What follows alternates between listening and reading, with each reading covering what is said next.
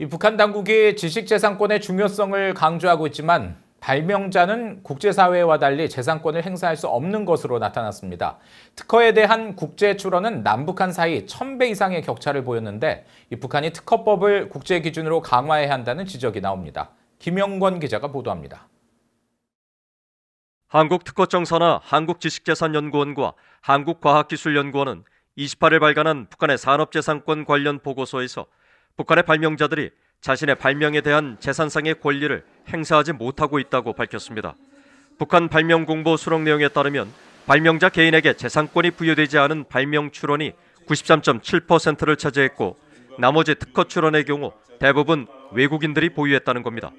보고서는 그러면서 한국의 특허법은 특허권자에게 독점 배타적 권리를 부여하는 데 반해 북한 발명법은 독점적 권리인 특허권과 실시권이 국가에 귀속되는 발명권으로 돼 있다고 지적했습니다.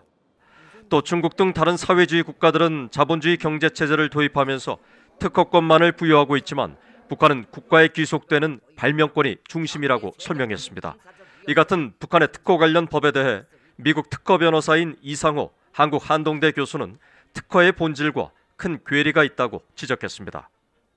그러니까 특허는 기본적으로 독점권이기 때문에 그 시장에서 독점권을 준다는 것은 굉장한 의미가 있거든요. 예를 들어서 삼성이랑 개인이 싸운다 하더라도 삼성이 나의 특허를 침해를 하면은 비록 큰 기업이지만 내가 독점권이 있기 때문에 삼성한테 못하게 말할 수 있는 거죠. 내 특허를 침해하지 말라 이렇게 이야기할 수 있는 권리를 주는 거니까 굉장히 큰 인센티브가 되고요. 국제사회는 이런 개인의 특허권을 존중하기 때문에 타인의 특허권을 침해했을 경우 엄격한 징벌적 배상 제도를 시행합니다. 누군가 특허권을 사용하려면 계약을 통해 사용 대가를 특허권자에게 지불하는 게 국제 관례지만 북한은 국가가 발명자에게 일부 보상이나 상장을 주고 이익을 정권이 챙겨가는 것으로 알려져 있습니다. 이 교수는 국제 흐름에 맞지 않는 이런 북한의 제도가 국가 발전에도 부정적인 영향을 미칠 수밖에 없다고 지적했습니다.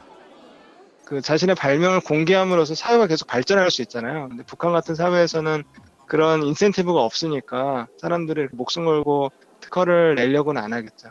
그러니까 사회의 어떤 발전 동력이 많이 떨어지겠죠. 또 보고서에 따르면 북한은 최근 10년간 특허와 상표, 디자인 관련 국제 출원 건수는 매년 10건 미만입니다.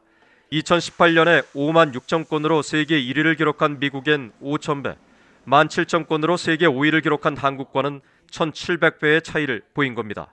전문가들은 북한이 국내 특허법을 국제 기준으로 강화하고 최소한 중국이나 베트남처럼 국제사회와의 교류를 통해 전문 인력을 양성하려는 노력이 필요하다고 지적했습니다. BN뉴스 김영권입니다.